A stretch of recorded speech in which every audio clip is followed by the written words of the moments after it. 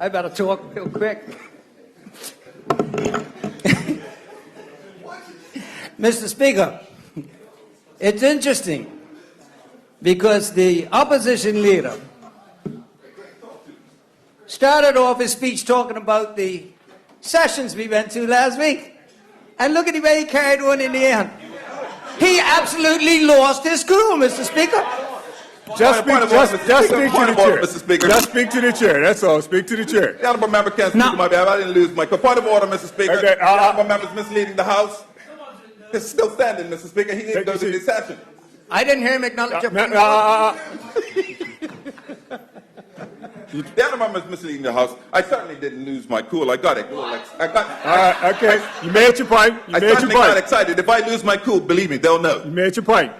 They will know. Minister, continue. Well, Mr. Speaker, you know what? I'll let everybody draw their own conclusions about who was out of control and who weren't. But that is that honourable member's Jekyll and Hyde personality. Minister, let's not go that level. Let's not go level. Let's keep it on the facts. Okay. All right. Here we go, Mr. Speaker. Here we go. Now, the honourable opposition leader, Mr. Speaker, I thought the comments he made were very, very, very rich. We've been in government now for almost 2 years. And he had the audacity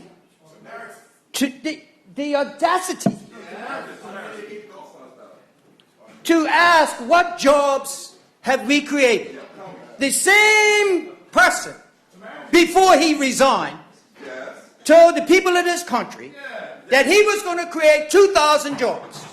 And he went on to lose 2,000 jobs, Mr. Speaker. So in 4 years, he did not create 2,000. They lost 2,000, and therefore the PLP government in 2017 has a 4,000 job categories in which to fill. And has the audacity to say, what jobs have you created? And then they want to knock us when we have 80 companies, over 80 companies that have registered since we've been in government. Point of order, Mr. Speaker. The honourable member is misleading the House. We did not knock the 80 companies that have registered here. We were encouraged by that. What we said was we wanted to know how many jobs had they created. That's not knocking. How many jobs have they created? That's a fair question. Mr. Speaker, before the honourable member takes my valuable time, can you ask him to please listen? I didn't. Just speak to the chair. I didn't say anything about them knocking. I said we have had 80 companies. 80 companies. No. When they say don't knock, I heard them just now. Point of order, Mr. Speaker. Point of order, Mr. Speaker. The honourable member is misleading the House. The honourable member exactly said that we were knocking the 80 jobs. Exact words. We were knocking the 80 companies. Minister, I'm sure you can bring that out a little. Just get your point across. Well, I'll tell you what, Mr. Speaker. Let's back up a little bit. We heard several members, led by the Honourable Member Dunkley. We've heard the opposition leader in the newspaper this week talk about some of the companies that have come to Bermuda. We've heard them cry wolf over and over and over again about fintech companies, blockchain companies, and the rest. Every time. We've heard members on this side say over and over and over again that that is what the Bermuda Monetary Authority do. They are not going to let companies come in and register in Bermuda without doing the correct due diligence. So why did they continue to get up and slam members on this side of the House that have responsibility for encouraging companies, in particular fintech companies, to Bermuda? I need no point of order, Mr. Speaker. Point of order, Mr. Speaker. The honourable member. You couldn't resist it. The honourable member is misleading the House. The point that was being made was how does this government allow a company that is not licensed to register to do business buy a company before they even get that license? Building, sorry. Mr. Speaker, before they do these things, that's what the Bermuda Monetary Authority do. They talk to these people, they vet them, they go through their process. But Mr. Speaker, let me get on to something more important, because the honourable member that just took his seat, the opposition leader, he talked about black people benefiting from the America's Cup. And he seemed to be very, very, very proud of that. But what he don't tell you is where the majority of the money went. Some of our black people benefited, yes. Some of those that might work for Berlin, Conyers, and Marrero, who made millions and millions of dollars. And I can assure you, the millions and millions of dollars of profit that was made, Mr. Speaker, weren't by any black person. I can assure you that. And Mr. Speaker, while we're on that, let's not forget, when was the last time in Bermuda's history that somebody got an OBE for doing a contract for government? And whilst we're at it, an untendered contract for government. Untendered contract for government, Mr. Speaker. And the honourable member has the audacity to say that, well, black people benefited from the America's Cup. I would challenge that honourable member, bring back some information to the House where that money went and who it went to and what they look like. Point of order, Mr. Speaker. The honourable member, again, is misleading the House. All he has to do is read the newspaper to see where black families did benefit from that Endeavor program and the like. The companies, all the companies that were hired up there, in fact, the honourable Minister of Public Works can go to up to WEDCO and give a listing of all of the companies that were black up there that were working who gained from the America's Cup. Continue on. Mr. Speaker, I'll just repeat what I said. Let's see what color makeup was of the amount of money that was spent and the color of the people that made the most money. That's what I'll say to him, Mr. Speaker. Now, Mr. Speaker, the other thing the honourable member said was he talked about our 14 years and his 4.5 years. Well, what he won't tell you is this. And since he wants to bring up a little history, let's not forget one very important fact. That in 14 years, PLP government amassed the debt to $1.2 billion. In 14 years. In 4.5 years, they doubled that. The OBA government doubled that debt. Doubled it. Doubled it, Mr. Speaker. And you remember a former OBA finance minister stood up in this House, the very first budget, and said he's going to borrow $800 million to last 3 years because I'm a smart business government, the OBA. Well, you will remember, Mr. Speaker, that within a year, they came back, it was gone, and had to borrow another 160. Okay? And Mr. Speaker, but I'll tell you what, in light of all that, they still found money for the America's Cup. And where did they get that money from? How were they able to find that money, Mr. Speaker? You heard the honourable opposition leader talk about buses and concentrate on the bus schedule. Well, let's talk about the bus schedule for a moment. Oh, we want to hear about that. Show the videos. Why? Why, Mr. Speaker? Why are we struggling with the buses and the bus schedule in the country? For 4.5 years, what did they do? They found $100 million for a boat race, but they couldn't find $20 million for new buses. And let's think about who participated in the boat race and who uses the bus system in the country. Who do they care about? Maybe that's why we have the majority that we do today. Because the people of this country saw where they put $100 million for a billionaire's party instead of putting it into the people of the country that needed it most. You didn't go? He was too busy at the airport. No, he's too busy making money off of it. They don't like to hear that, you know, Mr. Deputy Speaker. I love to hear that. They don't like to hear that because you know why? It's facts. And that's why they are over there and we are over here in historic numbers. Yes. And the people of this country, Mr. Speaker, made a decision based on their total mismanagement, gross mismanagement of the funds of this country. Oh, that's not true. It's not true. The honourable member says it's not true. That's why we're here, Mr. Speaker. You know why? Because they found money for their friends. But they couldn't find any money for the people of this country. Let me remind you. They couldn't do it, Mr. Speaker. France, Hey, 1.2 million. Mr. Speaker, They found that Page today. they took $165 million of the taxpayers' money to guarantee Morgan's Point. And guess what?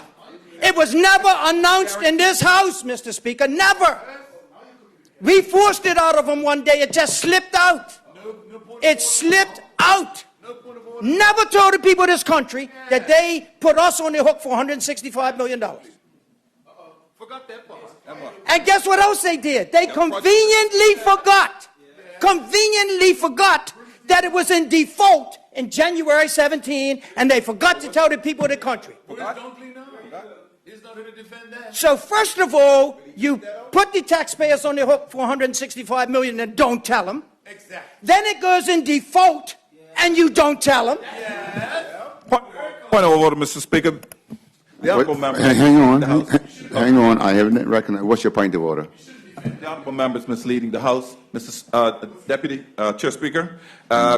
This honorable member has said several times over and over and over that he would guarantee to the hilt all these programs just to get them done as a government.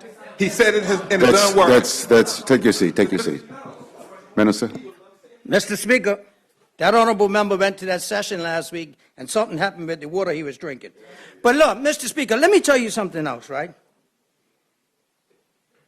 I will say, it's amazing. It's amazing how, and that's one thing I got to give the deputy opposition leader of the OBA, is that if she makes a statement and makes a mistake, she'll say, look, I made a mistake. As most of us do. But I'll tell you what, with the buses, now buses come under her remit. And you notice that the conversations between her and myself have been fairly quiet, really. You know why? Because we communicate. Now, what I don't understand is how the leader of the party doesn't understand. He don't get it. And Mr. Speaker, I want Point of order, Mr. Speaker. What's your point of order? In the House, he's saying how I don't get it. What can you explain why I don't get it? That's not a point of order. That's not a point. That's all right. Well, Mr. Speaker, if the honourable member would just keep his seat for a bit, he might get the answer.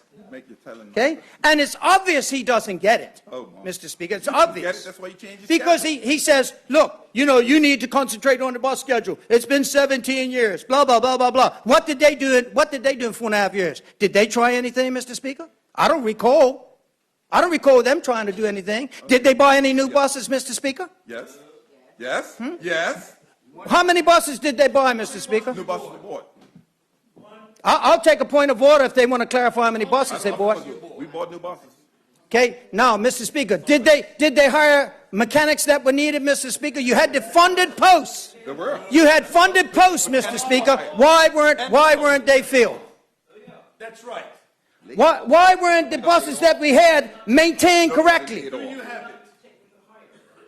Nobody. You see, Mr. Speaker, it's because Nobody. the OBA didn't feel that the people of this country were important enough. It was more important to have a boat race. Correct. Yes. It was more important to have a boat race, Mr. Speaker. And you know what? The honourable member, opposition leader, Mr. Cannonier, said about 4 times in his little speech, What did he say? this economy is tanking. Yeah. You see, Mr. Speaker, I see the same thing starting again. Yeah. I'm just waiting for the word corruption to come up. Corruption. That's you. You ain't got Because work. that ain't come up yet. I guess they'll save that for about a year away from the election. But they done it over and over and over when they were in opposition in 2011, Mr. Speaker. They talked about how this economy is crashing. It's crashing, it's crashing. 2008, we had a worldwide crash. It was a PLP's fault. It was a PLP's fault that Portugal was bankrupt, Greece was bankrupt, Dublin was bankrupt, Ireland was bankrupt. It's a PLP's fault. Why is it tanking? You had the worldwide worst economy crash that we've ever seen and witnessed, Mr. Speaker. But it was the PLP's fault. Fix it. And when we had 7,000 people leave Bermuda, it was the PLP's fault. Who said that? When you had employment drop all around the world and countries going bankrupt, it was the PLP's fault. Who said that? Who said that? See, that's what they would have you believe, Mr. Speaker. And now to hear the honorable member, I mean, he's saying that the Bermuda economy is crashing, but you have Stephen Catlin opened up a $1.8 billion company last week. The confidence that he has in this country, the confidence that Steve Catlin has in this country to open up a new company, $1.8 billion. It's the market. But the opposition leader is saying the economy is crashing. Oh, nothing to do with it at all. No confidence in Bermuda, does he? It was None. confidence in the market. No confidence in Bermuda. Market. Hey, no. We're not going to have this here, you know. We're not going to have this here. Now, if you want to go home early, you can. Thank you. Continue, Minister. Thank you, Mr. Speaker.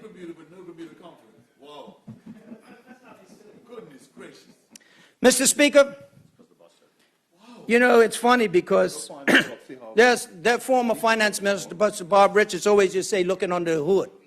Oh, yeah. How much time I got left, Mr. Speaker? Any idea?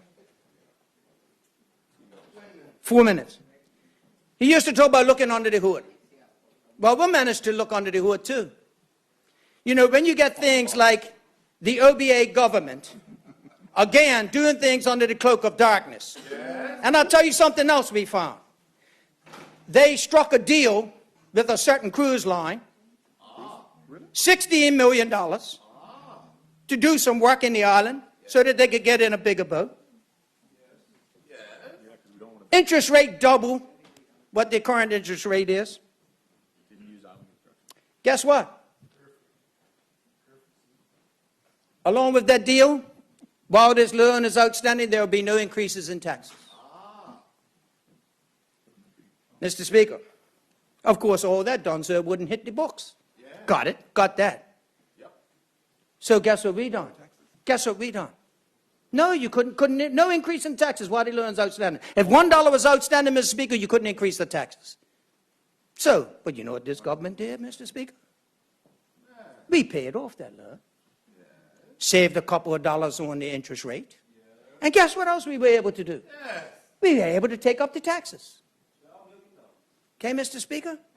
We are doing some things in our ministries that is going to make a hell of a lot of difference in terms of the bottom line, Mr. Speaker. All that's going to come out soon. We are working, we are working, and guess what? Another big thing that they couldn't fix is education. Yellow Rebellion going to fix that. He's got a really good team, Mr. Speaker. And by the way, when we talk about what are we doing for our people, you remember how we gave $300,000 to assist folks, young people to go up to Bermuda College. We had, I think, 126 people going to graduate next week. And out of that 126, guess what, Mr. Speaker? About 30% of those students are the ones that took advantage of the $300,000 uplift that the PLP government gave them. 30% of those students that are graduating received assistance from this government. Well done, Minister. And that's only the start, Mr. Speaker. We will get there. We will get there. It's just like the buses, Mr. Speaker. We will get there. Trust me. If Lord spares life, I will fix that bus schedule. I guarantee you that. And you could put a marker under that. Yes, we are. Because I know a little bit about fleet maintenance, Mr. Speaker. I know a little bit about fleet maintenance. Okay? All right? You don't know enough about St. Davis. Get a bus down there, man. Now, Mr. Speaker. Wow. Minibus. I just want to talk about the sugar tax for 1 moment. Because the opposition leader talked about the sugar tax and what we're doing. Okay? And I think he complained about the drop in duty on Diet Coke. I'm a Diet Coke man. Because I found out years ago that sugar's not good for you. Now, I'll say this, Mr. Speaker. Now, you've heard me say on the floor of this House before. To me, we shouldn't stop. That sugar tax, and everybody knows, I spoke about it that day. I think sugar tax should be like, take it up 2,000%. So if somebody wants to go get a Snickers bar, and that Snickers bar is $50, they're going to say, I ain't getting no Snickers bar. Because you know what we don't realize, or what the opposition leader don't realize, is that, guess what? He said, you should have left the sugar tax alone. Go find out how many people are down in the hospital getting their legs cut off. Point of order, Mr. Speaker. Point of order, Mr. Speaker. What's your point of order, honourable member? Yeah, the honourable member is misleading the House. I never said such a thing. to do away with the sugar tax at all, or did not ever reference to the fact that sugar is a problem for diabetes, not just sugar though. Continues. And you got 13 seconds. 13. I'll leave it at that, Mr. Speaker. All I'm going to say, let me finish on this note, Mr. Speaker, right, is that the sugar tax should be made to go through the roof so it discourages everybody from eating sugar. And add chicken to that, too. Thank you. Thank you, member. I don't remember.